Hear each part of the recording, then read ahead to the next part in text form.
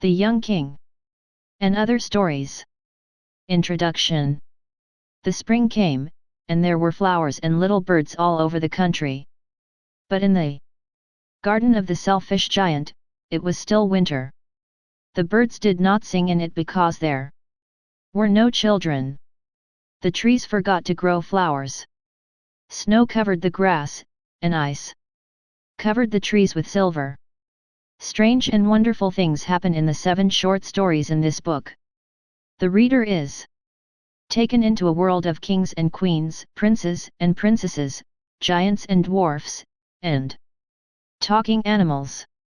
Exciting and amusing, happy and sad, these are stories for people of all ages. The stories were written by the Irish writer Oscar Wilde. He was born in Dublin in 1854. His father was a well-known doctor, and his mother wrote poems.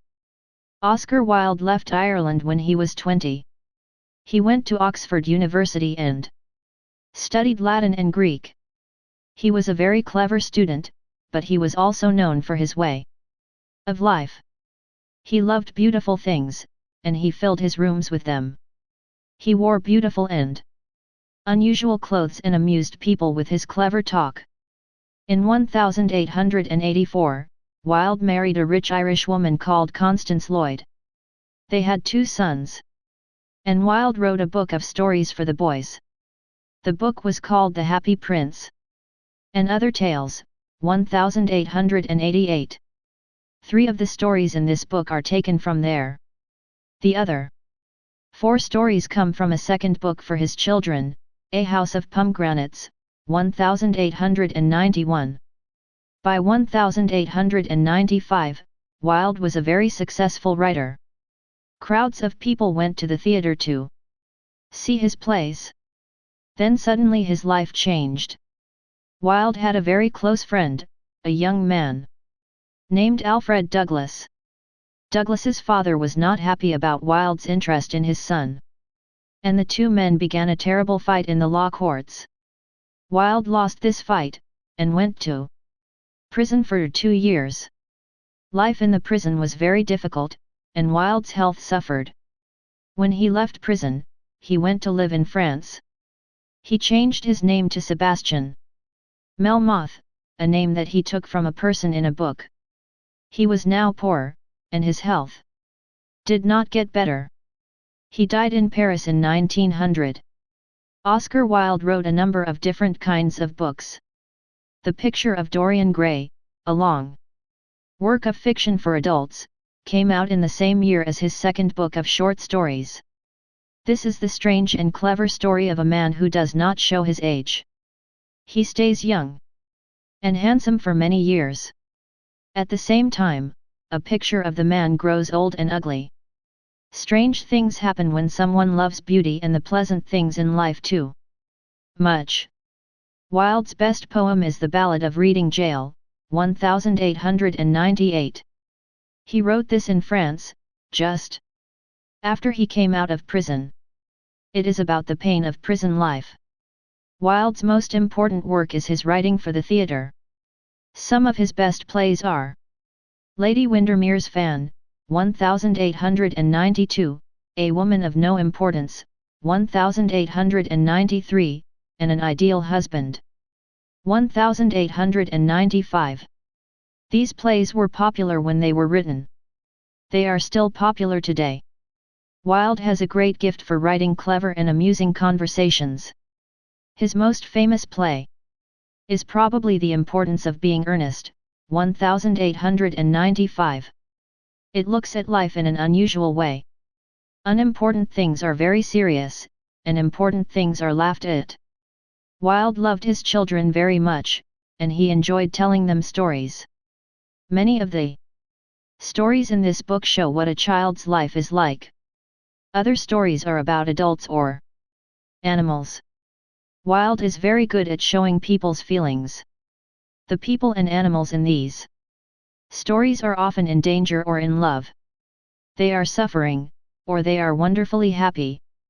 And the reader understands their feelings. But this is a magical world, and anything can happen. The young king. The young king was alone in his beautiful room in the palace. He was only 16 years old and he was wild-eyed, like an animal of the forest. The old king's servants found him in the forest. At that time, the boy believed that he was the son of a poor forester. He was brought up by the forester. But now he knew that he was the child of the old king's daughter. The king's daughter married an ordinary man, a painter. He painted pictures on the walls of the great church where kings were crowned. But one day he disappeared, leaving the pictures unfinished. The week-old baby was taken away from his mother's side while she slept. The forester and his wife had no children, and the baby was given to them. The princess died. When the old king was dying, he said, "My heart is heavy because I have done a terrible thing. The crown must not pass away from my family. Bring my daughter's child from the forest. He will be king after me." When the boy was brought to the palace, he showed a strange love for beautiful things. He gave a happy cry when he saw his fine new clothes and rich jewels. He quickly took off the old coat that he wore in the forest. He walked through the palace from room to room, looking at everything. A rich man came to see the young king one day. He found him on his knees in front of a beautiful picture from Venice. On another day, people searched for the king for hours. They finally found him in a little room at the north end of the palace. He was looking at the shape of the Greek god Adonis, cut in a jewel. In bed that night, the young king thought about the beautiful clothes for his special day. A gold coat and a jeweled crown. People were working day and night to finish the clothes in time. The young king imagined himself in the great church, dressed as a king. His eyes closed, and he fell asleep. As he slept, he dreamed. He dreamed that he was standing in a long, low room. Around him were cloth makers at work. Only a little daylight came in through narrow windows. The men's faces were pale and thin. Little children were working with them. They were weak and hungry and their little hands shook. The young king went to watch one of the cloth makers. The man looked at him angrily. "Why are you watching me?" he said. "Did our employer ask you to watch us?" "Who is your employer?" asked the young king. "He is a man like me. But unlike me, he wears fine clothes. And while I am hungry, he has too much food." "You are not a slave," said the young king. "Your employer does not own you." "The rich make the poor their slaves," answered the cloth maker. "We must work to live. But they pay us too little and we die. Men call us free, but we are slaves. But these things do not matter to you. You are not one of us, your face is too happy." He turned away and continued his work. Then the young king saw that the cloth maker was making gold cloth. He felt a sudden fear. "Who are you making that cloth for?" he asked. "I am making it for the crowning of the young king." The young king woke up with a loud cry. He was in his own room in the palace. Through the window, he saw the golden moon hanging in the sky. The young king fell asleep again and dreamed. He dreamed that he was on a ship.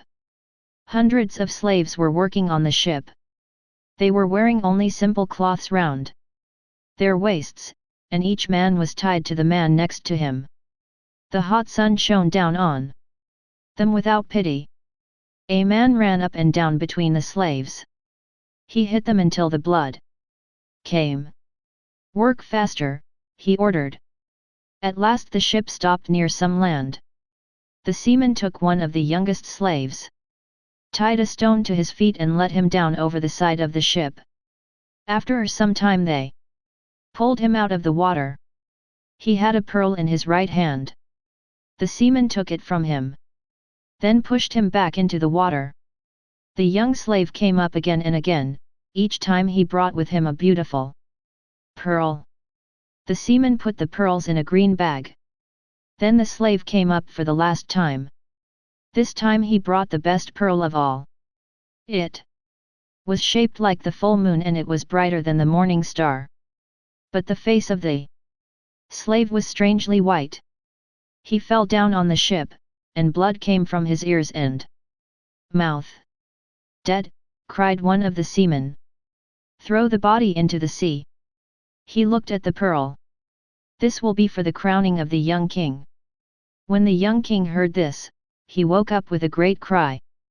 Through the window, the stars were growing weak and daylight was coming. The young king fell asleep again and dreamed. He was walking through a dark forest full of strange fruit and flowers. He continued walking until he came out of the forest. There he saw a great crowd of men, working in a dry river. They were making large holes in the ground and breaking the rocks with tools. The young king turned and saw an old man standing behind him, with a mirror in his hand. Who are these men? He asked. The people in the walled cities have no food, and little water, said the old man. But these men are working in the river to find. What are they trying to find? Jewels for a king's crown, said the old man. For which king? Look in the mirror and you will see him. The young king looked in the mirror and saw his own face.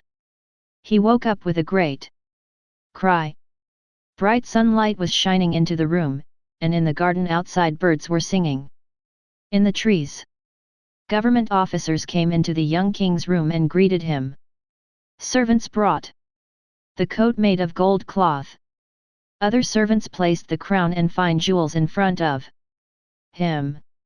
The young king looked at the lovely things. They were very beautiful.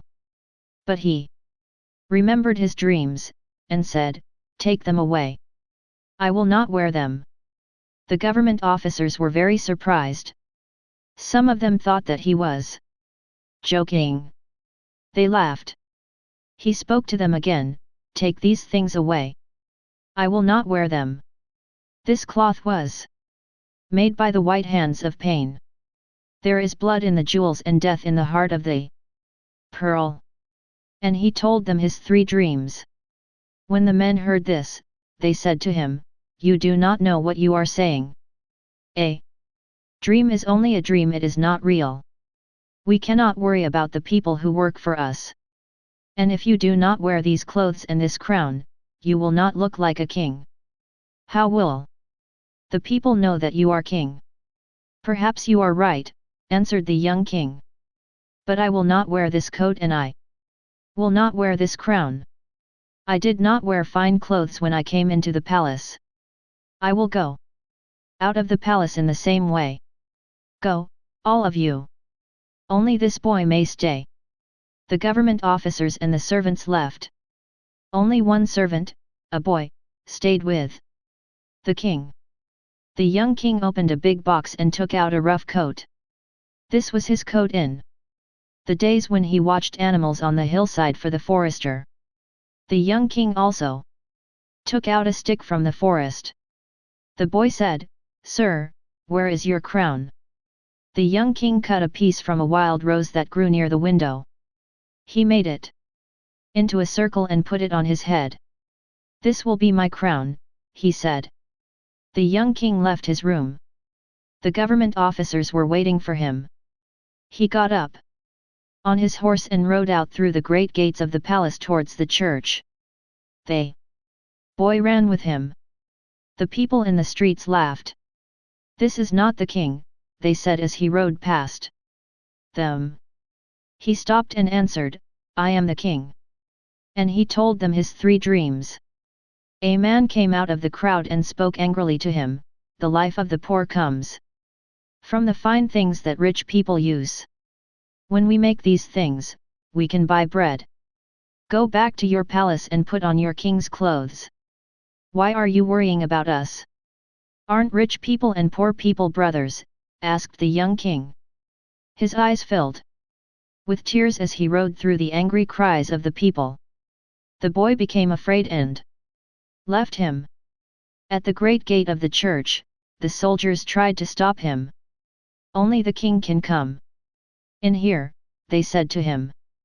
"I am the king," he answered angrily, and he pushed through them.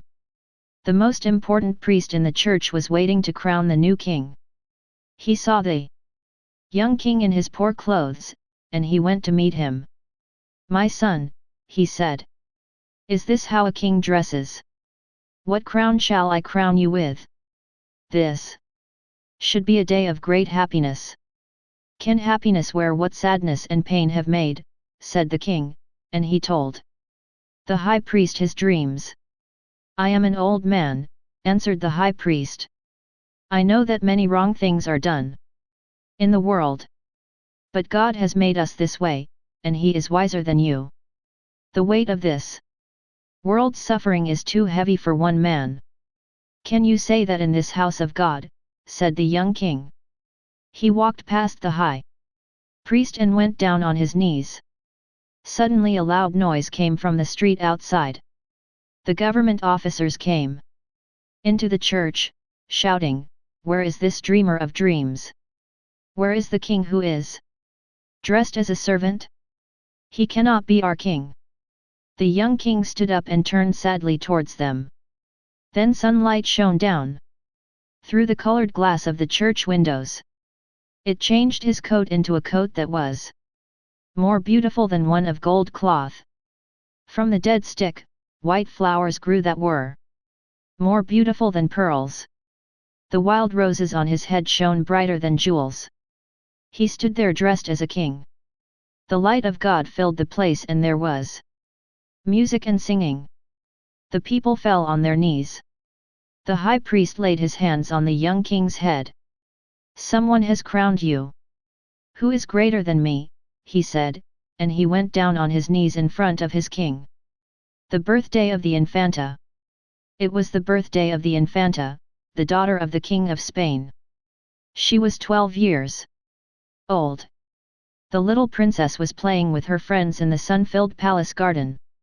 From a window in the palace, the king watched her. The Infanta looked just like her mother.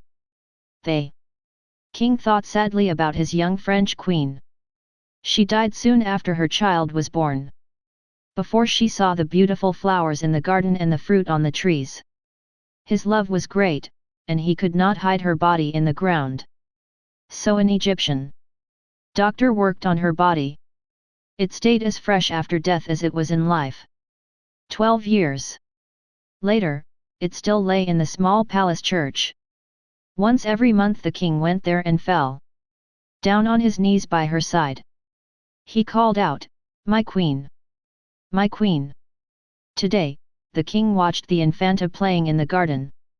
Memories of his married life returned to him. The Infanta had the same pretty ways as the queen. She moved her head in the same way when she talked.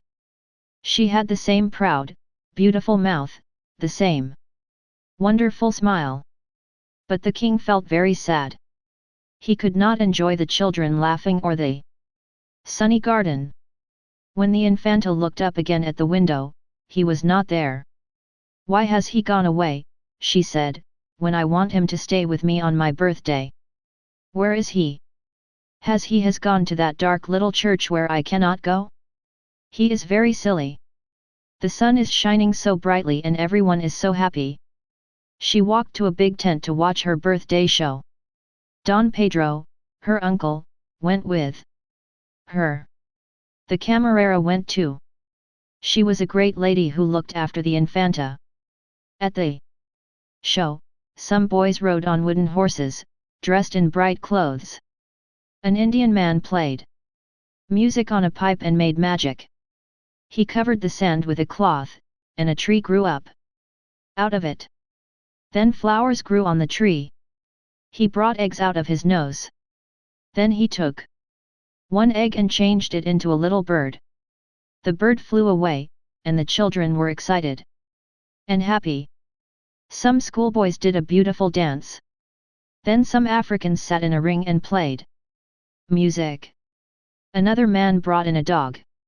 The animal stood up on its back legs and danced. But the funniest thing was the dancing of an ugly little dwarf. He had very short legs. And a very big head. The children laughed and laughed at him. The camarera told the Infanta to be quieter. A princess must not laugh so loudly. The dwarf was found by two rich Spanish men when he was running wild in the forest. His father happily sold his ugly child to them, and they took him to the palace as a surprise. For the Infanta, there was one very funny thing about the dwarf. He did not seem to know how strange and ugly he looked. He seemed quite happy. When the children laughed, he laughed too. The Infanta was very amused by him. He could not keep his eyes off her, he seemed to dance just for her. At the end of his dance, she took a white rose out of her hair and threw it to him. He caught the flower and kissed it. Then he put his hand on his heart and went down on one knee in front of her. He was smiling, and his little eyes were bright. The Infanta laughed at this for a long time. She wanted the dwarf to dance again. But the camarera said, "The sun is too hot. The Infanta should go back to the palace for her birthday dinner. The dwarf can dance again for you later." So the Infanta went back to the palace, and the other children followed her. The little dwarf was very, very proud. He ran out into the garden, kissed the white rose and jumped up and down happily. He told the flowers, "The Infanta has given me this beautiful white rose. She wants me to dance for her a second time." They moved their heads, but they did not seem to hear him. He told the birds, but did not stop singing. Perhaps their song was about him and l'Infanta. "The Infanta has given me a white rose and she loves me. Oh, I want to be with her in the palace. I can be her friend and play with her and teach her nice things. I can make a pipe and play music on it for her. I can teach her how to call the birds. Yes. She must come to the forest and play with me. We will dance on the fresh grass. When she is tired, I will find a soft bank of flowers for her. Then she can rest on it." He looked at the palace. The doors and windows were shut to keep out the midday heat. Then he saw a little door which was open. He went through it. He was in a beautiful room. There was gold everywhere, and the floor was made of colored stones. But the little Infanta was not there. The dwarf came to a second room. In the center there was a big round table with red books on it. This was the room where the government officers met.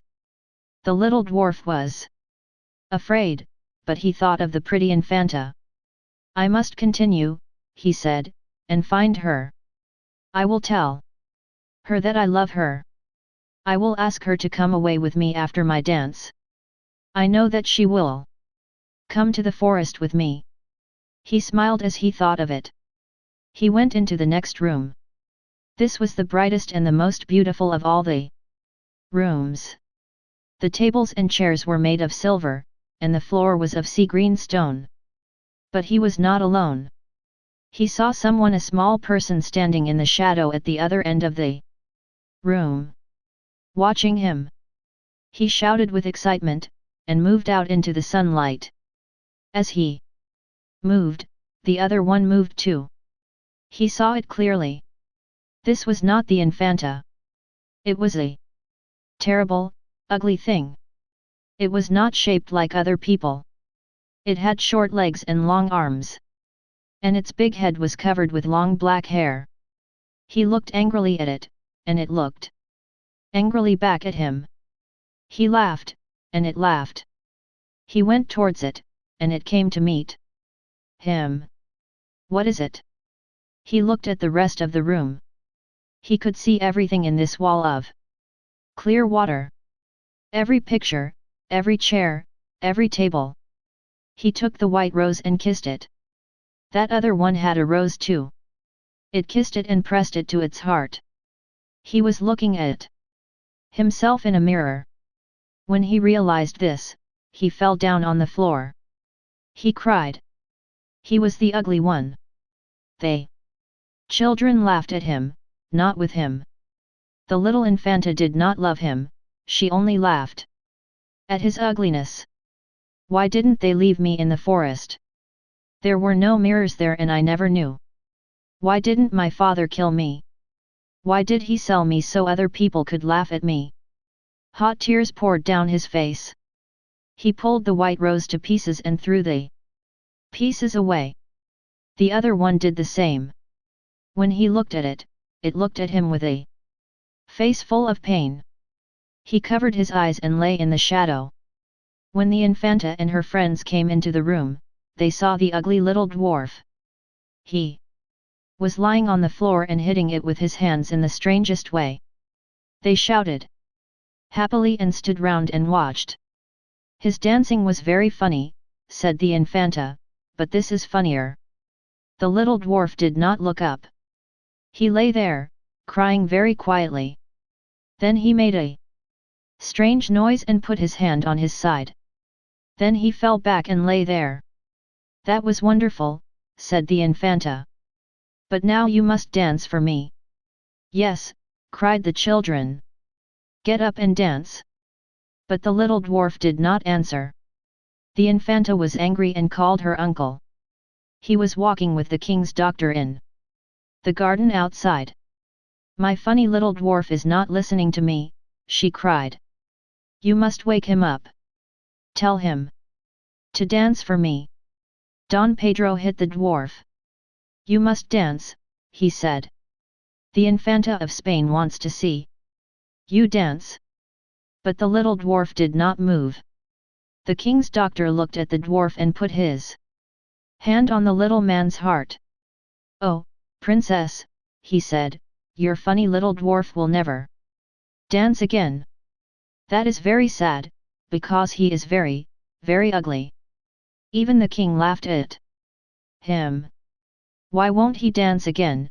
Asked the Infanta. Because his heart is broken. He did not want to live, and he is dead.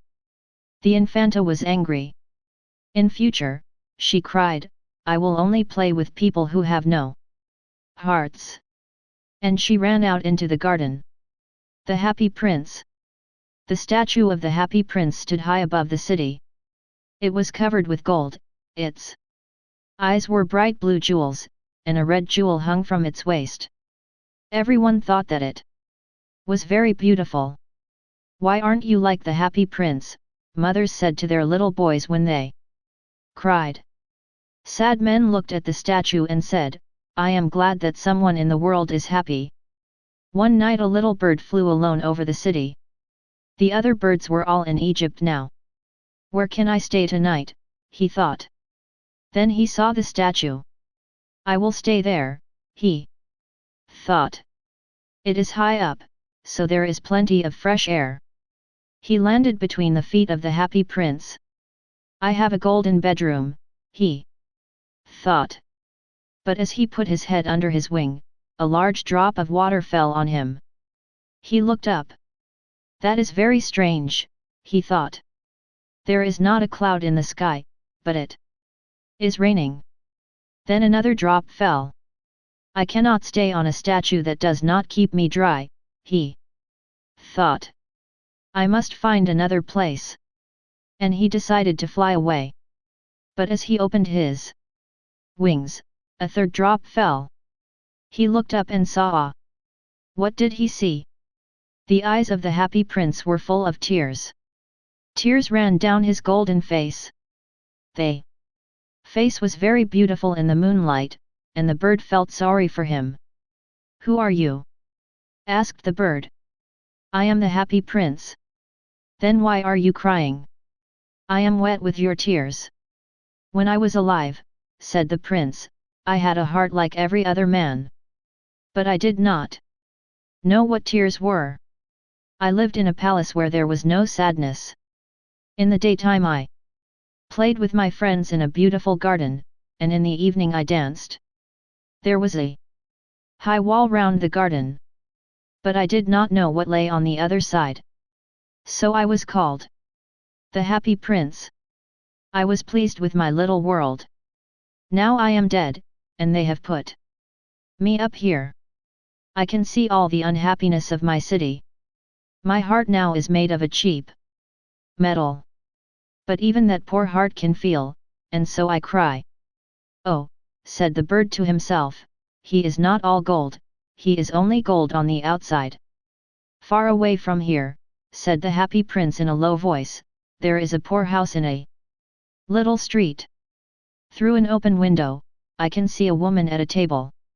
Her face is very thin. And she has rough, red hands. She is making a dress for one of the queen's ladies, for a dance in the palace. Her little boy is lying on a bed in the corner of the room. He is very ill. He is crying because she can only give him water from the river. Little bird, will you take my red jewel to her? I cannot move from here. My friends are waiting for me in Egypt, said the bird. Little bird, said the prince, please stay with me for one night and do this for me. The boy is crying and his mother is so unhappy. The Happy Prince looked very sad, and the little bird was sorry for him. It is very cold here, he said, but I will stay with you for one night. Tomorrow I will take the jewel. Thank you, little bird, said the prince. So the bird took the great red jewel from the prince's waist and flew away with it over the roofs of the town. He passed the palace and heard the sound of dancing. A beautiful girl was at a window with her lover. I hope my dress will be ready for the dance next week, she said. Those women are so lazy. The bird passed over the river and flew and flew. At last he came to the poor little house and looked inside. The boy was lying on the bed. The mother was asleep, she was so tired. He flew in and put the great red jewel on the table. Then he flew round the bed, moving the air around the boy's face with his wings. Oh, said the boy, my face does not feel so hot. I think I am getting better. And he fell asleep. Then the bird flew back to the Happy Prince. It is strange, the bird said. It is very cold, but I feel quite warm. That is because you have done a good thing, said the prince. The little bird fell asleep. When day came, the bird flew down to the river for a bath. A clever man saw him. That is very unusual, he said. That kind of bird, here in winter. I must write that down. I will go to Egypt tonight, thought the bird. When the moon came up, he flew back to the Happy Prince. Can I do anything for you in Egypt? He said. Little bird, said the prince, please will you stay with me for one more night? My friends are waiting for me, answered the bird. Far away across the city, said the prince, I can see a young writer in a little room at the top of a house. He is sitting at a table that is covered with papers. At his side there are some dead flowers. He is trying to finish a story. But he is very cold and he cannot write. There is no fire in the room, and he is weak and hungry. I will wait with you for one more night, said the bird kindly. What shall I take to him? Take him one of my eyes, said the prince. They are made of beautiful blue stones. From India. The young man can sell it and buy wood and food. He can finish his story. Take out your eye, dear prince, said the bird. I cannot do that. And he began to cry. Do it, said the prince. So the bird took out the prince's eye and flew away to the young man's room. It was easy to get in because there was a hole in the roof.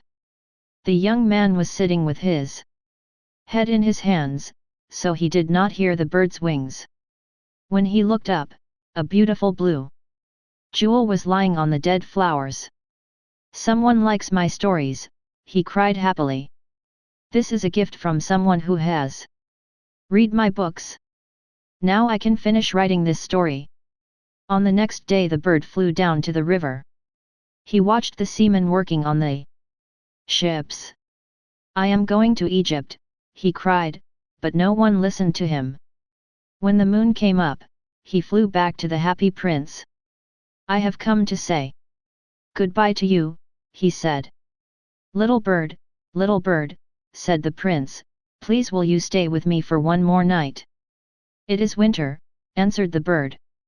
"The snow will soon come. In Egypt the sun is warm. And the trees are green. Dear prince, I must leave you, but I will never forget you." A little girl is standing there in the square below. She is selling eggs. Her eggs have fallen on the ground and they are broken. She has no money to take home. Her father will hit her. "Take out my other eye and give it to her."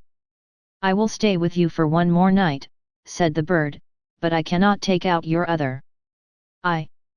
You will not be able to see." "Do it," said the prince. So the bird took out the prince's other eye and flew down with it. He flew to the girl and put the jewel in her hand. "This is a beautiful piece of glass," cried the little girl. She ran home, laughing. Then the bird flew back to the prince. "You cannot see now," he said, "so I will stay with you." "No," said the poor prince, "you must go to Egypt." "I will stay with you," repeated the bird, and he slept at the prince's feet. The next day he stayed with the prince.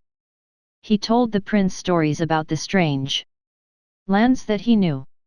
"Dear little bird," said the prince, "you are telling me about strange and wonderful things, but the suffering of men and women is stranger than anything. Fly over my city.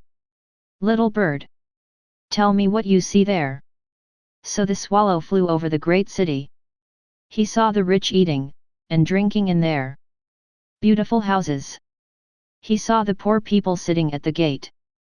He flew into the dark streets and saw the white faces of hungry children with sad eyes. Under a bridge, two little boys were lying close together to keep warm. "We are so hungry," they said. "You cannot lie there," shouted a guard. Then the bird flew back and told the prince. "I am covered with fine gold," said the prince. "Take it off, piece by piece, and give it to my poor people." The bird pulled off the gold, until the happy prince looked grey and ugly. The bird took the gold to the poor, and the children's faces became brighter. "We have bread now," they cried. Then the snow came. Ice followed the snow, and hung down from the roofs of the houses. Everyone wore thick coats. The little bird became colder. He did not leave the prince, because he loved him too much.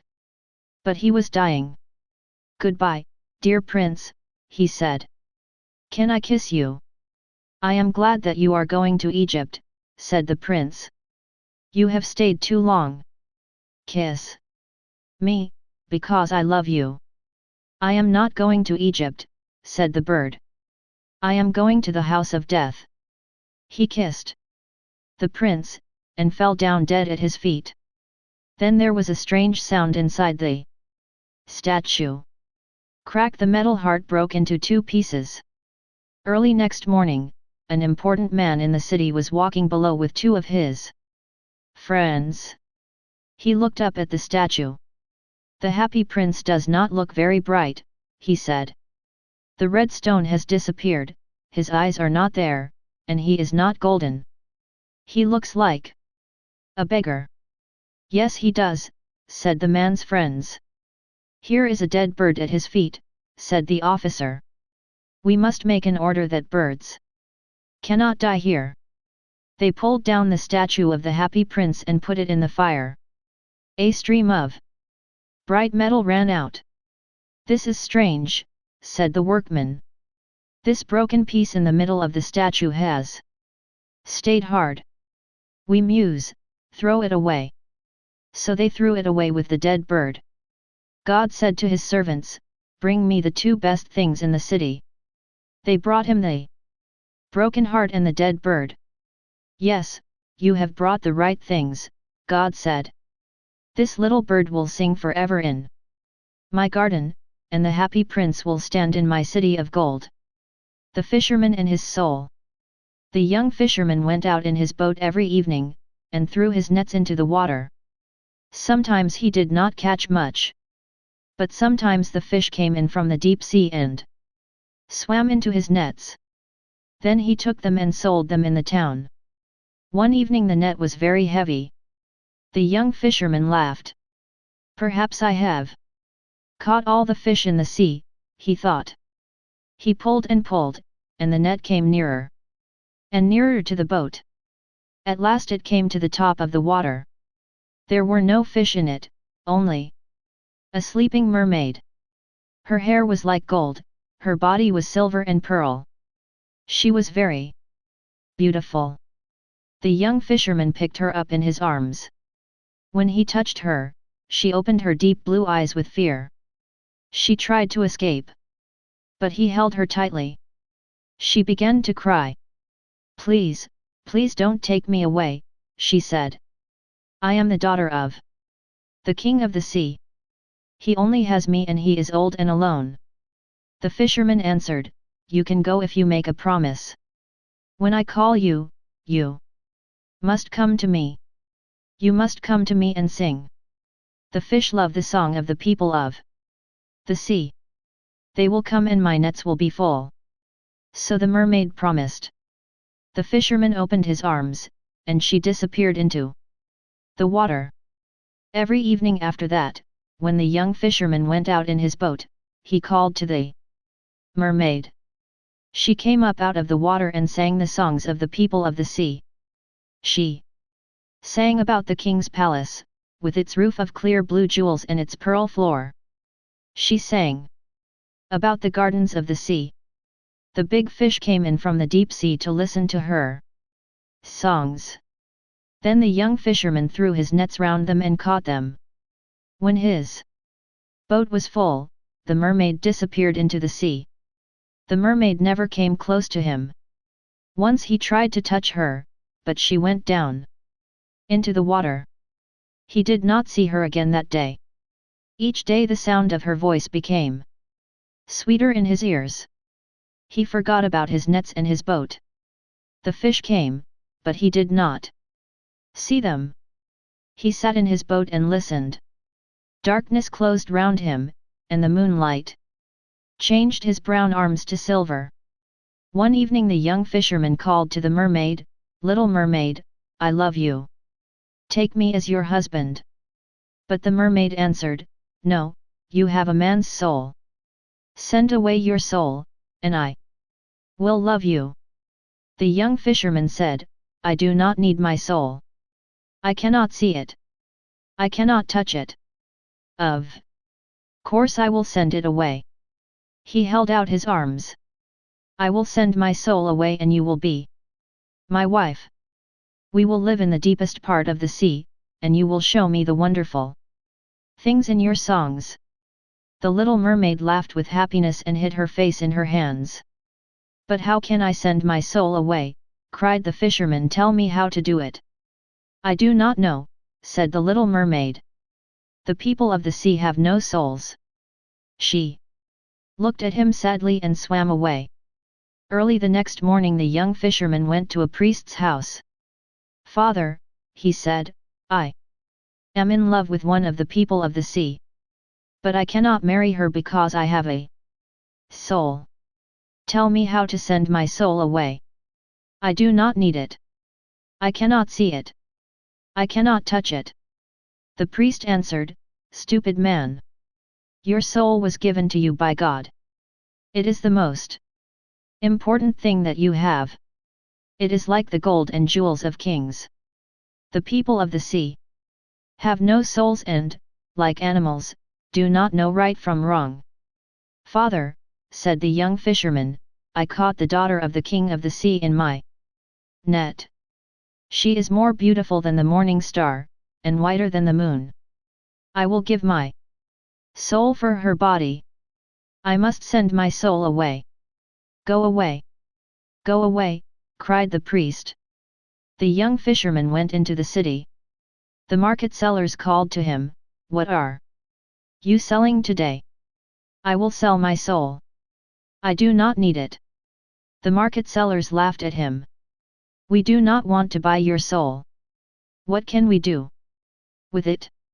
Sell us your body and become a slave, but do not talk about your soul." The young fisherman thought, "This is very strange. The priest tells me that a soul costs more than gold and jewels. I do not understand." He went down by the sea to think.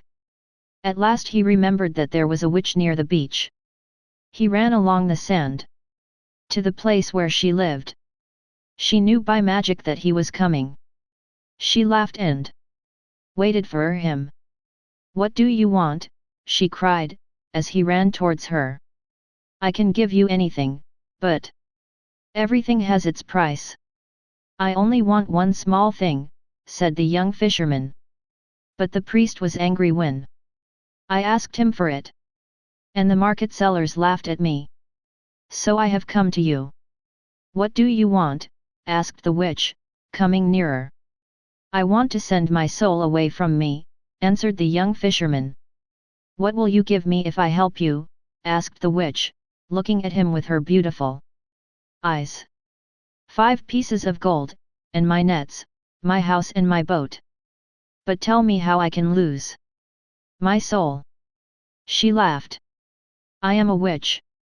I can have all the gold and silver that I want. So what shall I give you? What shall I do?" She put her thin white hand on his head and smiled at him. "You must dance with me, pretty boy," she said. "Only that?" "Nothing more," cried the young fisherman. "Only that," she answered, and she smiled at him again. "We must dance when the moon is full. Tonight you will come to the top of the mountain. It is the witch's meeting place, and he will be there." "Who is he?" asked the young fisherman. "Come tonight. Stand near the tree on the top of the mountain and wait for me. When the moon is full, I will be with you. Then we will dance together on the grass. But you will help me to send my soul away." The sunlight shone on her red hair. "I will," she answered. "You are the best of witches," cried the young fisherman, "and I will dance with you tonight." He smiled at her. Then he ran happily back to the town. The witch watched him as he went. "He will be mine," she said. "I am as beautiful as she is." That evening, the young fisherman climbed to the top of the mountain and stood under the tree in the moonlight. The sea lay far down below, and the shadows of the fishing boats moved on the water. At midnight the witches came flying through the air. "Phew," they said, as they came down to the ground. "What is this smell? There is a stranger here." The young witch came last. She wore a gold dress and her long red hair flew out behind her. "Where is he? Where is he?" cried the witches, when they saw her. She laughed and ran to the tree and took the fisherman's hand. She pulled him out into the moonlight and began to dance with him. The other witches began to dance too, round and round. Then there was the sound of a horse, but he could not see a horse. He felt afraid. "Faster!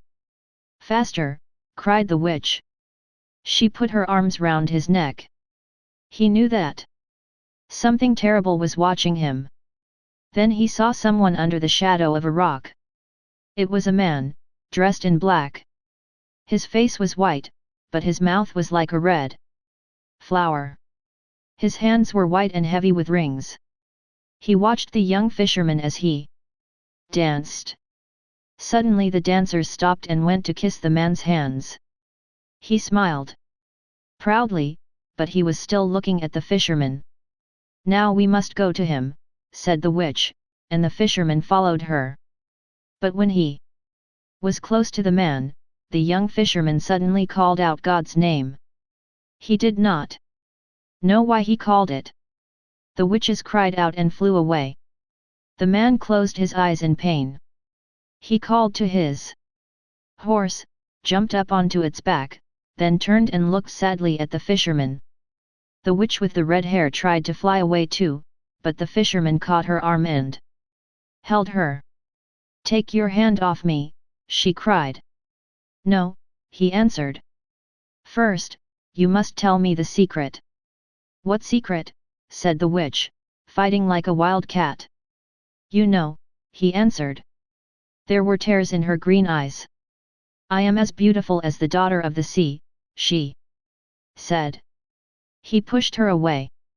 "If you do not keep your promise, I will kill you." Her face was grey. "All right," she said. "It is your soul, not mine." She took out a little knife in a green case. "The shadow of the body is the body of the soul. Stand by the sea, with your back to the moon. Cut your shadow away from your feet and order your soul to leave you." He took the knife. Then he began to climb down the mountain. His soul inside him called out, "I have lived with you for many years and I have been your servant. Do not send me away from you. How have I hurt you?" The young fisherman laughed. "You have not hurt me, but I do not need you. My love is calling me." He stood on the sand, with his back to the moon. His shadow lay in front of him. His soul said, "If I must go away, do not send me away without heart. There is no love or kindness in the world, and I am afraid. Need to take your heart with me." "My heart belongs to my love," he answered. "So do not wait, go. I do not need you." The young fisherman took the little knife out of its case and ut away the shadow from round his feet. It stood up in front of him. It was just like him. He stepped back and put away the knife. He was afraid. "Go," he said. "I never want to see you again." "No. We must meet again," said the soul. "How will we meet?" cried the young fisherman. "Will you follow me into the deepest part of the sea? Once every year I will come to this place and call to you," said the soul. "Perhaps you will need me." "Why will I need you?" cried the young fisherman. "But do what you like." Then he jumped into the sea. The little mermaid came up to meet him. She put her arms round his neck and kissed him. Then they went down into the sea. The soul went away, crying. After a year, the soul came down to the sea and called to the young fisherman. He came out of the sea and said, "Why are you calling me?" The soul answered, "Come nearer. I want to tell you about the wonderful things that I have seen." So the fisherman came near and listened. "When I left you," the soul said to him, "I traveled to the east. All wise things come from the east. I arrived at a city, walked through its streets and came to the garden of its god. I want to see your god," I said to one of the priests, and he took me to a house in the garden. There was no god there, only a metal mirror on a stone table. I said to the priest, "Where is the god?" He said, "There is no god, but this is a special mirror. It shows everything on earth. When you have this mirror, you know everything. Nothing is hidden from you. I stole the mirror and I have hidden it close to here. Take me as your soul again, and you will be wiser than all the wise men." The young fisherman laughed. "Love is better than understanding," he cried. "And the little mermaid loves me." He went back into the sea. The soul went away, crying. After the second year, the soul came down to the sea and called to the young fisherman. The fisherman came up out of the sea and said, "Why are you calling me?" "Come nearer," the soul answered. "I want to tell you about the wonderful things that I have seen. When I left you, I traveled to the south. All gold and jewels come from the south.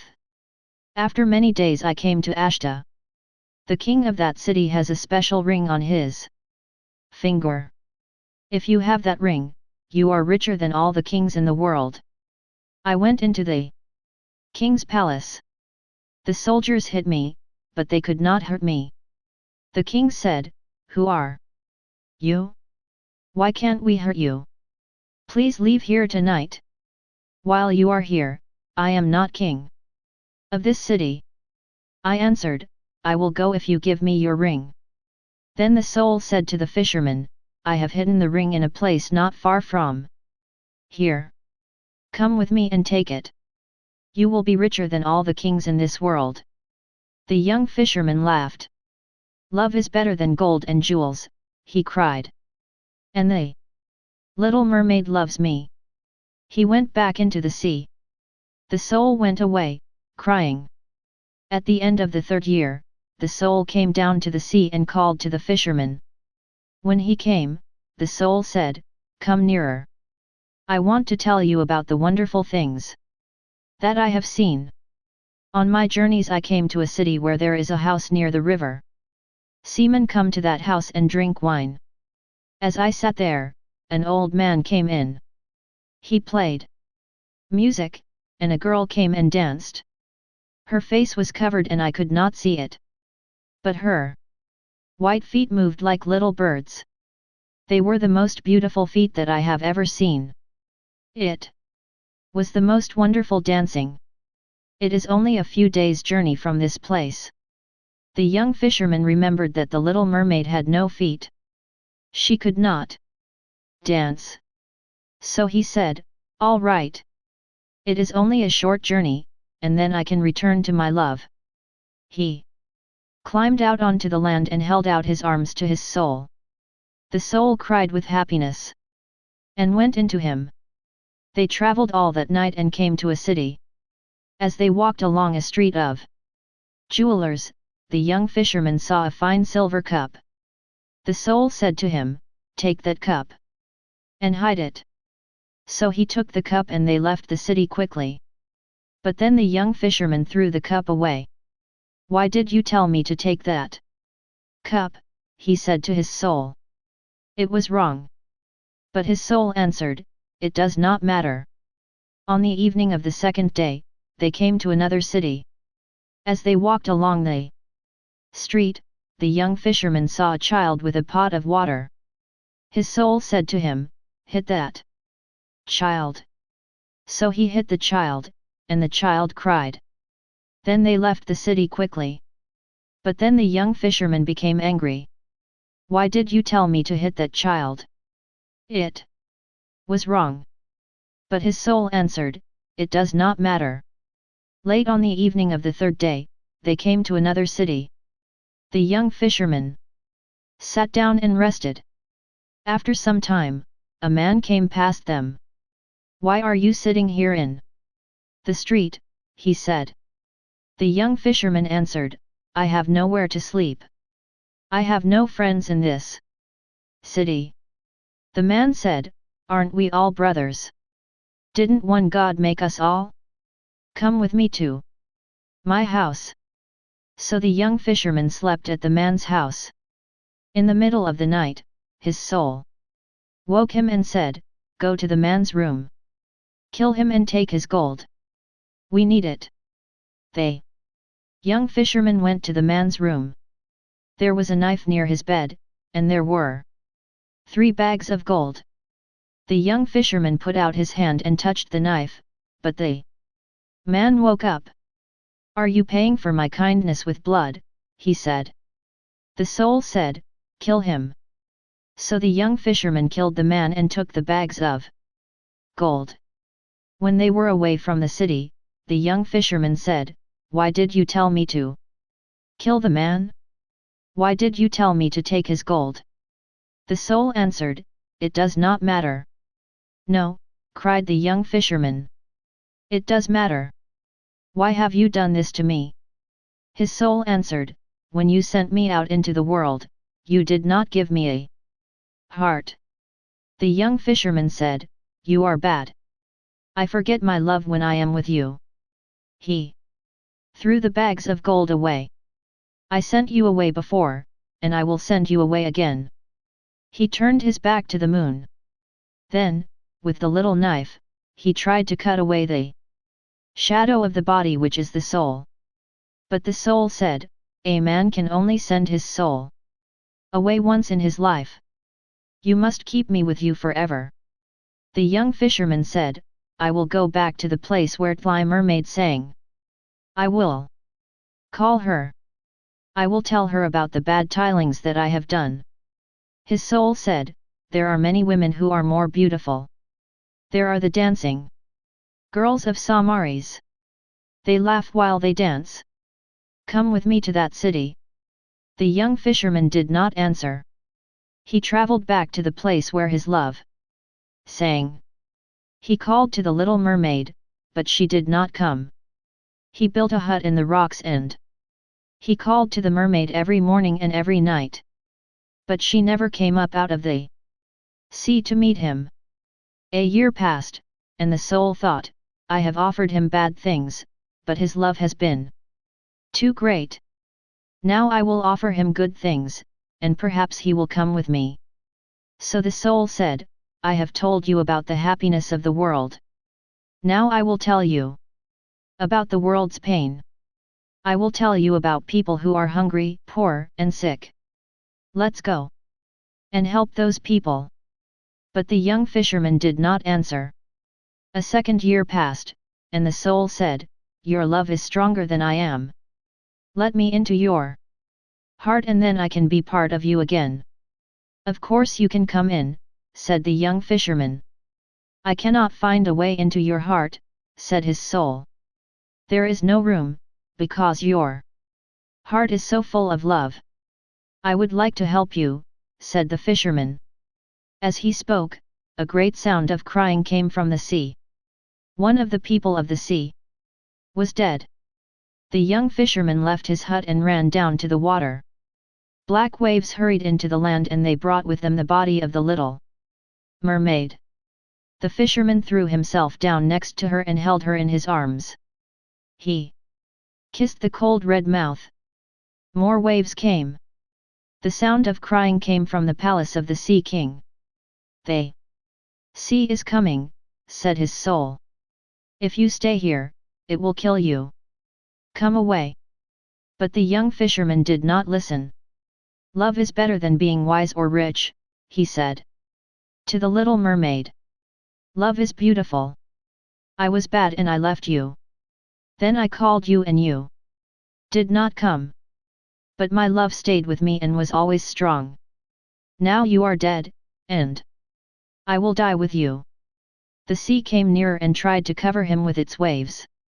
The fisherman knew that the end was near. He kissed the cold face of the mermaid, and then his heart broke. His soul found a way into it, and became part of him again. And the sea covered the young fisherman. The nightingale and the rose. She said, "I will dance with you if you bring me a red rose," cried the young student, "but there are no red roses in my garden. I have studied everything that wise men have written. But my life is unhappy because I have no red rose." His eyes filled with tears. A little nightingale heard him from her old tree. "Here, at last, is a true lover," said the nightingale. "I have sung about true love night after night, but I have never seen a true lover." "There will be a dance at the palace tomorrow," said the student. "The prince will be there, and my love will be there too. If I bring her a red rose, she will dance with me. If I bring her a red rose, I will hold her in my arms. But there are no red roses in my garden, so I will sit alone. She will not need me, and my heart will break." "Yes, he is a true lover, like the lovers in my songs," said the nightingale. "Love is happiness to me, but it is pain to him. Love is a wonderful thing. Gold and jewels can never buy it." The student cried, "The musicians will play and my love will dance to the music.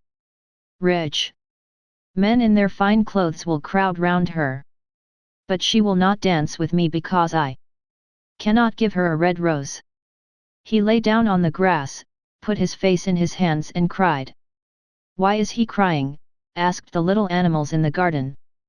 "Why is he crying?" asked the flowers. "He is crying for a red rose," said the nightingale. "For a red rose," they cried, and they laughed. But the nightingale understood. She opened her brown wings and flew up into the air. She passed across the garden like a shadow. There was a beautiful rose tree standing in the center of another garden. When she saw it, she flew down to it. "Give me a red rose," she cried, "and I will sing you my sweetest song."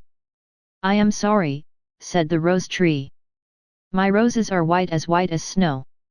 Go to my brother on the other side of the garden. Perhaps he will give you what you want." So the nightingale flew to the other rose tree. "Give me a red rose," she cried, "and I will sing you my sweetest song." "I am sorry," answered the rose tree. "My roses are yellow, golden yellow. But go to my brother who grows below the student's window. Perhaps he will give you what you want." So the nightingale flew to the rose tree which was growing below the student's window. "Give me a red rose," she cried, "and I will sing you my sweetest song." "My roses are red," it answered, "but the winter cold has frozen my flowers and they have fallen. I will have no roses this year." "I only want one red rose," cried the nightingale, "only one red rose. How can I get it?" "There is a way," answered the tree. "But I do not want to tell you about it." "Tell me the way, please," said the nightingale. "I am not afraid." "If you want a red rose," said the tree, "you must build it out of music by moonlight. The redness must come from your heart's blood. You must sing to me all night with your heart pressed against a thorn. The thorn must cut open your heart and your life blood must run into me and become mine." "Death is a great price to pay for a red rose," cried the nightingale. "I enjoy life. I love sitting in the green trees and watching the golden sun go down. I love smelling the flowers. But love is better than life, and the heart of a man is more important than the heart of a bird." So she opened her brown wings and flew up into the air. She passed over the garden, where the young student was still lying in the grass. The tears were not yet dry in his eyes. "Be happy," cried the nightingale. "You will have your red rose. I will build it out of music by moonlight, and I will give my heart's blood for its redness. But you must be a true lover, because love is the wisest and strongest thing." The student looked up from the grass and listened. But he could not understand what the nightingale was saying. He only knew things that are written in books. But the old tree loved the little nightingale, and he understood. "Sing me one last song," he said. "I shall be sad and alone when you go." So the nightingale sang to the old tree. Her voice was like drops of water falling from a silver cup. When she finished her song, the student took out a notebook. "Her voice is beautiful, but her song does not mean anything. It is not really useful. Because she has no true feelings. She thinks only of her music, not about other people." He went into his room, lay down on his bed and thought about his love. After a time, he fell asleep. When the moon shone in the sky, the nightingale flew to the rose tree. She pressed herself against a thorn. She sang all night, and the cold moon listened. All through the long night she sang, and the thorn went deeper and deeper, and the lifeblood ran out of her. First she sang about the birth of love in the heart of a boy and a girl, and a wonderful rose grew on the highest part of the rose tree. As song followed song, the rose opened. At first it was white as a cloud on a river, as silver as the wings of the early morning. The rose tree cried to the nightingale, "Press closer against the thorn, little nightingale. The rose must be red before daylight." So the nightingale pressed closer, and her song became louder. Now she sang about The birth of love in the hearts of a man and a woman. The rose became red. But the heart of the rose stayed white, because only the heart's blood of a nightingale can color the heart of a rose. The rose tree cried to the nightingale, "Press closer against the thorn, little nightingale, or the day will come before the rose is red." So the nightingale pressed closer against the thorn. The thorn touched her heart, and pain shot through her. As the pain became worse, her song became wilder.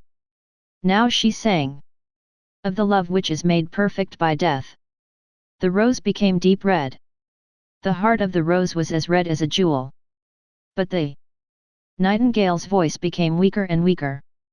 Her little wings stopped moving, her eyes lost their brightness. She sang a last, wonderful song. The moon heard it and waited in the sky. The red rose heard it and opened wide to the cold morning air. "Look! Look!" cried the rose tree. "The rose is ready now." But the nightingale did not answer, because she was lying dead in the long grass with the thorn in her heart. At midday, the student opened his window and looked out. "Ha!" he cried. "Here is a red rose. It is exactly what I wanted. I have never seen a rose as beautiful as this. It probably has a long Latin name." He put out his hand and took it. Then he put on his hat and ran to the doctor's house with the rose in his hand. The doctor was the student's teacher, and the student loved the doctor's daughter. She was sitting at the door, and her little dog was lying at her feet. "You wanted me to bring you a red rose," cried the student. "Here is the reddest rose in the world. You can wear it tonight next to your heart. Then we can dance together. And you will know how I love you." "I am sorry," said the girl. "It will not go with the color of my dress. And the officer has sent me some real jewels. Everyone knows that jewels cost more than flowers." "Thank you very much," said the student angrily. "You are very kind." He threw the rose into the street. "You cannot speak to me like that," said the girl. "Who are you?" "Only a student." She got up from her chair and went into the house. "Love is a very silly thing," said the student, as he walked away. "It tells us things which are not going to happen. We believe things which are not true. It is useless. In these difficult times, we must learn useful things. I shall go back to my studies." So he returned to his room, took out a big old book, and began to read. The Star Child. 2 woodcutters were going home through the forest. It was winter, and very cold. There was thick snow the ground and on the trees. The river was frozen. The snow was very deep, and the woodcutters went slowly. They were careful, because it is easy to lose your way in the snow. At last they saw the lights of their village far down below them. They laughed because they were glad. But then they were sad. Why do we want to live? Life is so hard for poor people like us. Then a strange thing happened. A very bright and beautiful star fell out of the sky. It seemed to fall behind some trees quite near them. They ran towards it. Perhaps there will be a pot of gold where it fell, they thought. The first woodcutter reached the place. He saw a coat of gold lying on the white snow. It had silver star on it. The woodcutters opened the coat to take the pieces of gold from it. But there was no gold. There was only a little child. One of the men said, "This is a sad ending to our hopes. We do not need a child. We are poor men and we already have children. We cannot give their food to another child. Let's leave it here." The other man said, "We cannot leave the child here. It will die in the cold. I am as poor as you are. I have many mouths to feed and not much food for them. But I will take the child home with me. My wife will look after it." So he picked up the child. He put the coat round it to keep out the cold. Then he went down the hill to his village. When they came to the village, his friend said, "You have the child, give me the coat." But the other man answered, "That coat isn't ours. It belongs to the child." Then he went to his house. His wife opened the door and kissed him. He said, "I have found something in the forest and I have brought it to you. I know that you will look after it." "What is it?" she asked. "We need many things." He opened the coat and showed her the sleeping child. "Oh," she said. "We have enough children. Why have you brought this strange child to live here?" "It is a star child," he said, and he told her about it. "Our children haven't enough bread. Must we feed another person's child?" A cold wind from the forest came through the open door. "Shut the door," she said. "The wind is cold." He said, "A cold wind always comes into a house where the heart is cold." She did not answer, but went nearer to the fire. Soon she turned round and looked at him, and her eyes were full of tears. He put the child in her arms. She kissed it and put it in a little bed with her youngest child. The next day, the woodcutter took the golden coat and put it away in a big box. The star child grew up with the woodcutter's children. He sat at the table for meals with them and played with them. Every year he became more and more beautiful. But the star child was only beautiful on the outside. He was proud and unkind. He thought that he was better than the village children. "They are ordinary people," he thought. "But I am the child of a star. They are my servants." He threw stones at the poor and at people who asked for help. "Go to another place and ask for bread. We have none to give you." He laughed at people who were weak and ugly. He loved himself. In summer, he sat by the water and smiled down at his beautiful face. The woodcutter and his wife often spoke to him angrily, "We looked after you when you needed our help. Why are you so unkind to people who need your help?" The star child did not listen to them. He went back to the other children. He could run fast, and dance, and make music. The other children followed the star child. When he pushed a stick into the eyes of a little rabbit, they laughed. When he threw stones at a sick man, they laughed. Their hearts became as hard as his. One day, a poor woman came through the village. She looked like a beggar. Her clothes were old and dirty, and there was blood on her feet. She sat down under a tree to rest. The star child saw her and said, "Look at that ugly old beggar woman. Let's send her away." So he came near and threw stones at her. She looked at him with fear in her eyes. The woodcutter saw what the star child was doing. He ran to him and said, "Why is your heart so cold? What has this poor woman done to you?" The star child was angry. "You cannot question me. I am not your son." "That is true," said the woodcutter, "but I helped you. I was sorry for you when I found you in the forest." When the old woman heard this, she made a loud noise. Then she fell to the ground. The woodcutter carried her into the house to his wife.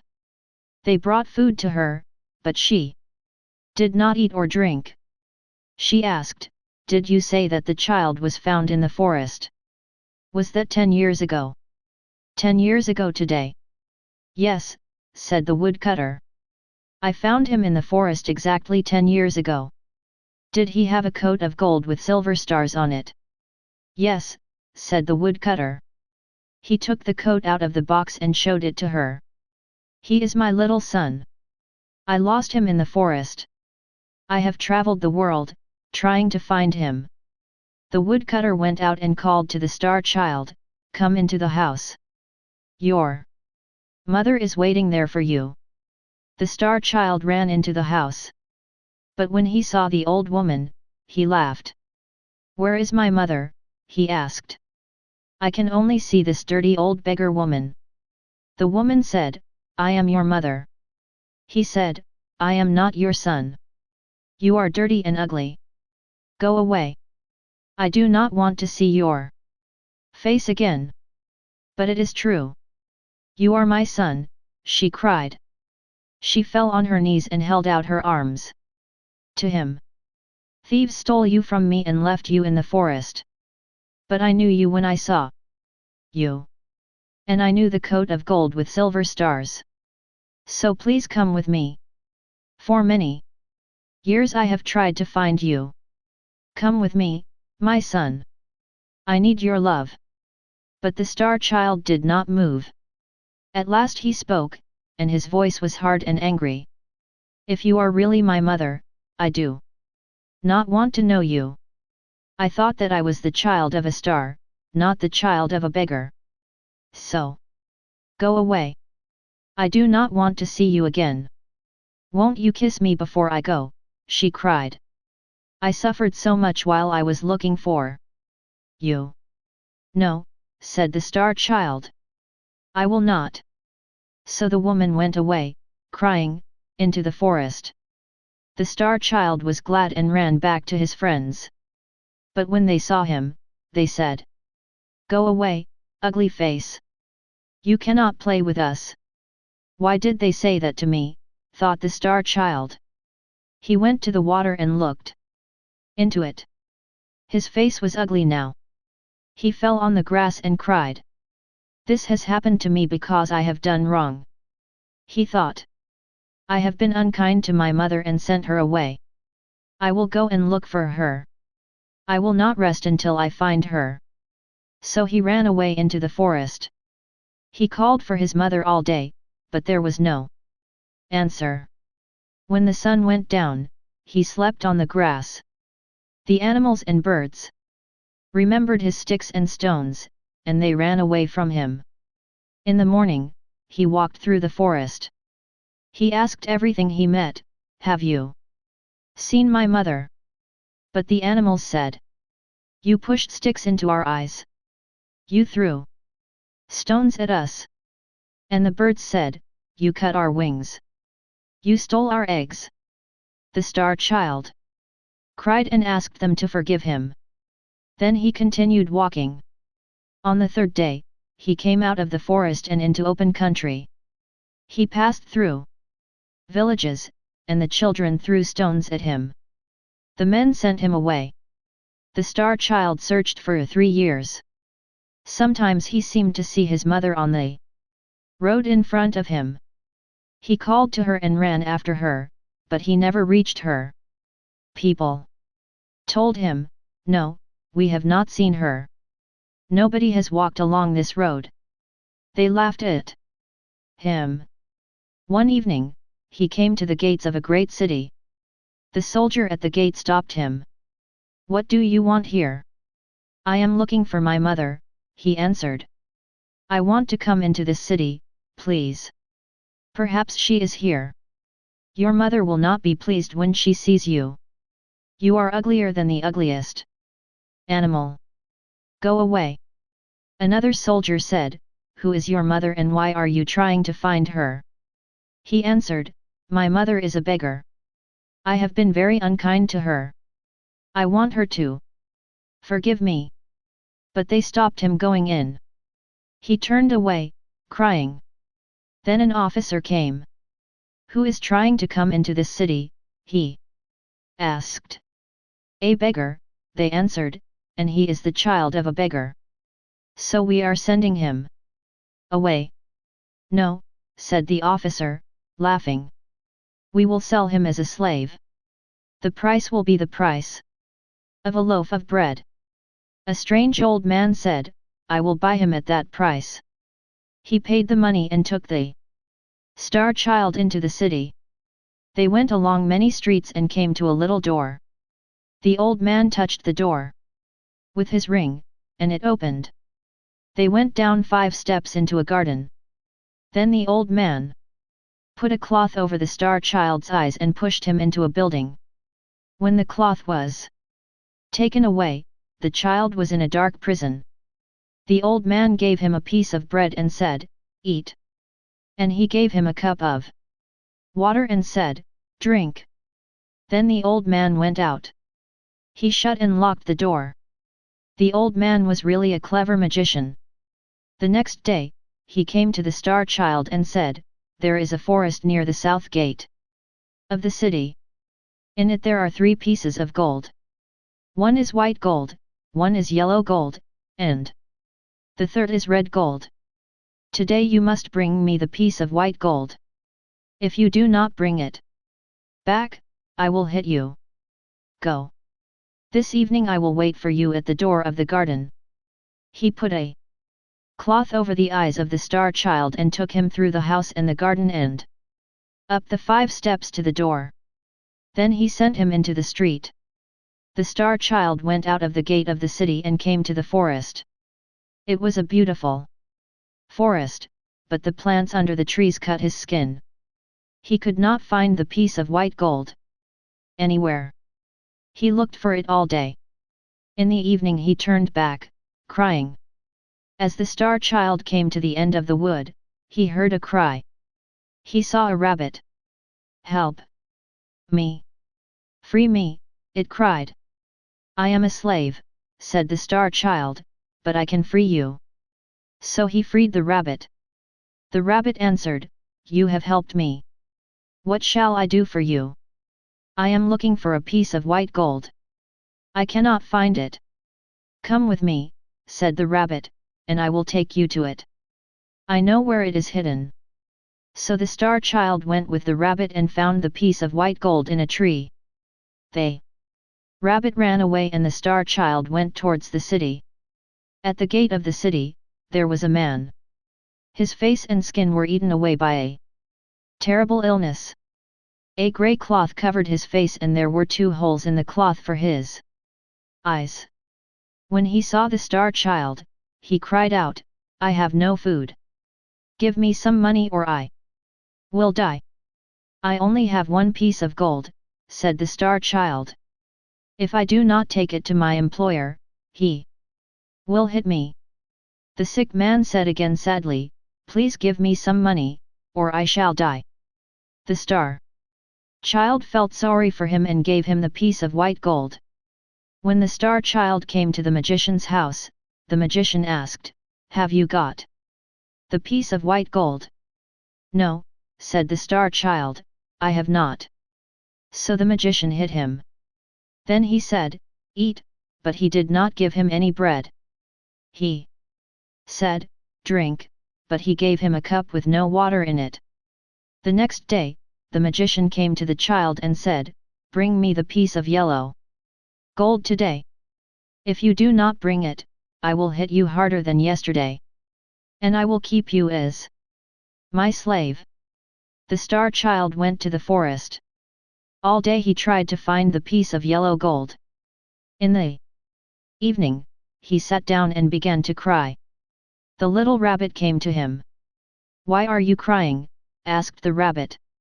"I am looking for a piece of yellow gold which is hidden here. If I do not find it, my employer will hit me again." "Follow me," said the rabbit, and it ran through the forest to a little stream. The piece of yellow gold was lying in the sand at the bottom of the stream.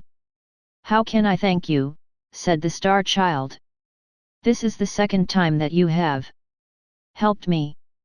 "You helped me first," said the rabbit, and it ran away. The star child took the piece of yellow gold and hurried back to the city. The sick beggar saw him. He cried out, "Give me some money, or I will die." The star child said, "I only have 1 piece of gold.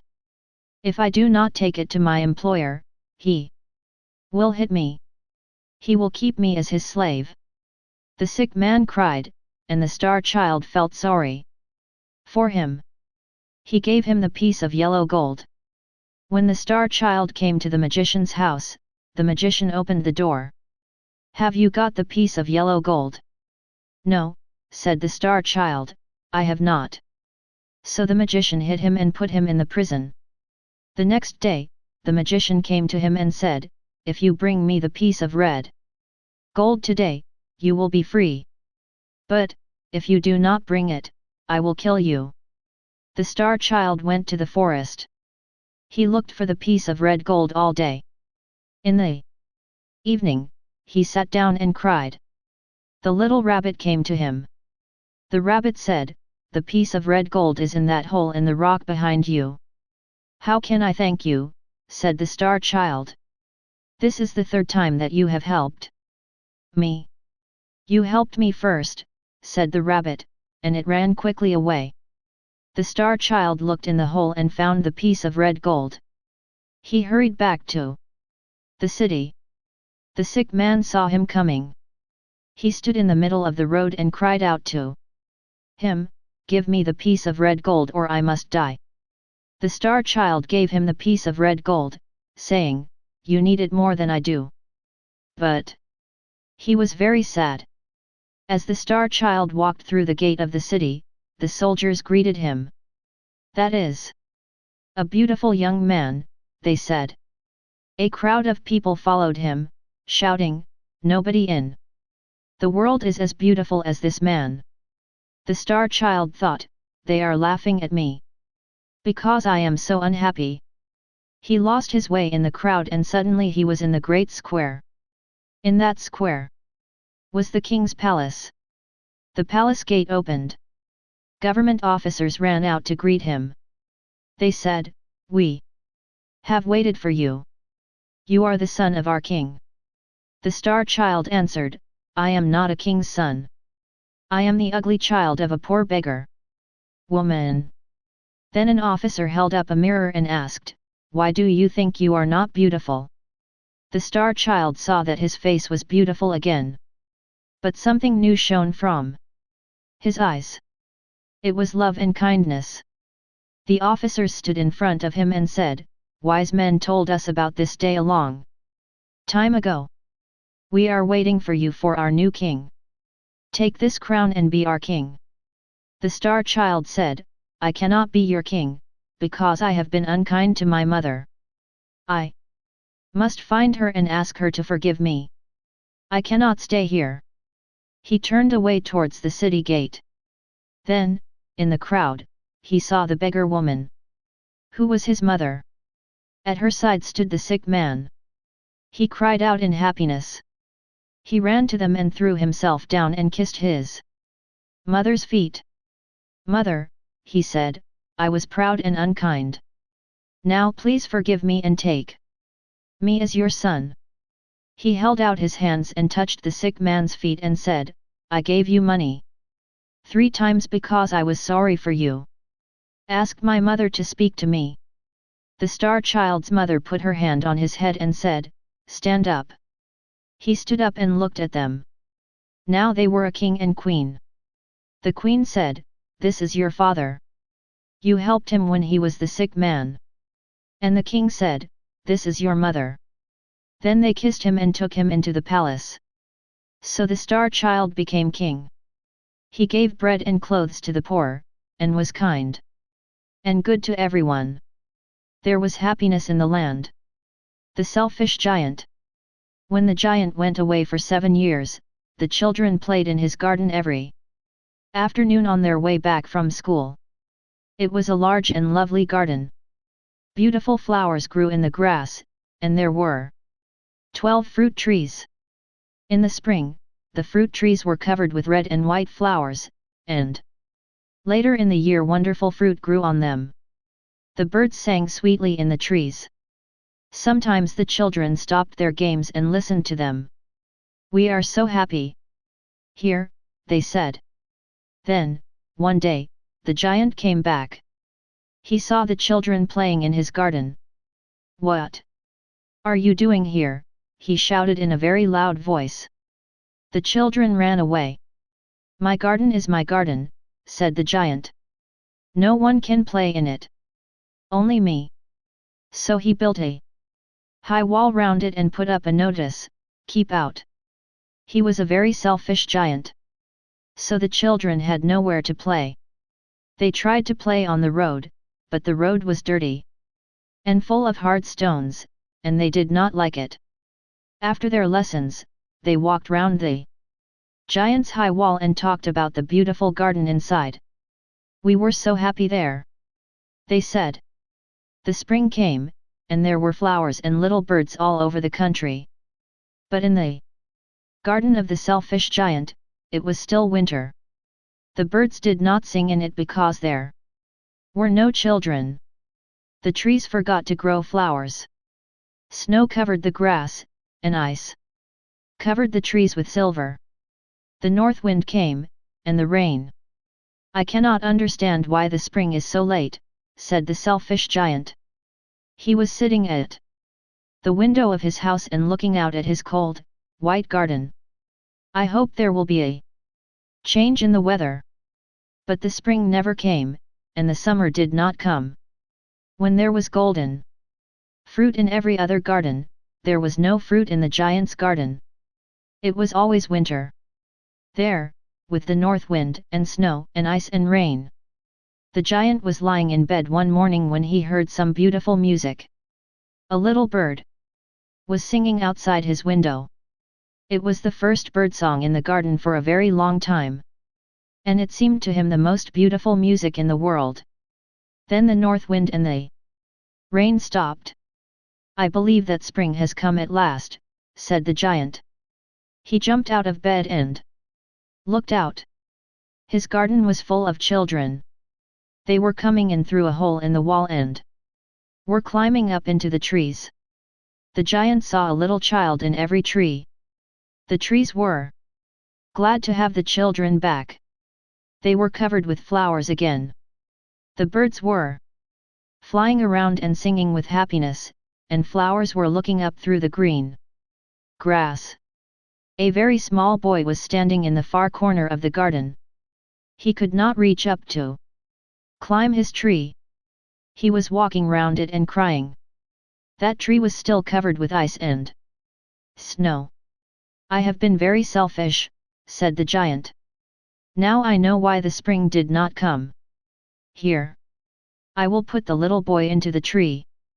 Then I will pull down the wall and my garden will be a children's playground forever." He was really sorry about his unkindness. So he went down, opened the door very quietly, and went out into the garden. But when the children saw him, they were afraid. All the children ran away except the little boy. His eyes were full of tears and he did not see the giant. The giant came quietly behind him. He took the little boy carefully in his hand and put him up into the tree. Then the tree was suddenly covered with flowers, and the birds came and sang in it. The little boy put his arms round the giant's neck and kissed him. The other children saw that the giant was not bad and selfish now. They came running back. "It is your garden now, little children," said the giant, and he pulled down the wall. When people walked along the road to the town, they could see into the garden. They saw the giant playing with the children. "That is a beautiful garden," they said. The children played all day. In the evening they came to the giant to say goodbye to him. "But where is your little friend?" he said. "Where is the little boy that I put into the tree?" The giant loved him best because the little boy kissed him. "We do not know," answered the children. "He has gone away. You must tell him to come tomorrow. He must come tomorrow." But the children said, "We do not know where he lives. We only met him today." The giant felt very sad. Every afternoon after school, the children came and played with the giant. But the giant's favorite little boy did not come back again. The giant was very kind to the other children. But he wanted to see his first little friend. "I would really like to see him," he thought. Years passed, and the giant became very old and weak. He could not play in the garden now. So he sat in a big chair and watched the children's games and looked at his garden. "I have many beautiful flowers," he said, "but the most beautiful flowers are the children." One morning, when he was dressing himself, he looked out of the window. It was winter, but he did not hate the winter now. The spring was only sleeping, and the flowers were only resting. He waited happily for them to come again. Suddenly he opened his eyes wide. He looked and looked again. Something wonderful was happening. In the far corner of the garden, a tree was covered with beautiful white flowers. The tree was golden, and silver fruit hung down from it. And the little boy was standing under the tree. The giant ran out into the garden and he hurried across the grass to the child.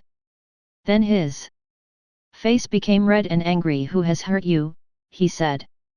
There was blood on the child's hands, and on his little feet. "Who has hurt you?" cried the giant. "Tell me and I will kill him." "No," said the child. "This pain is the pain of love." "Who are you?" asked the giant. He was afraid, and went down on his knees in front of the little child. "You helped me to play in your garden," said the child.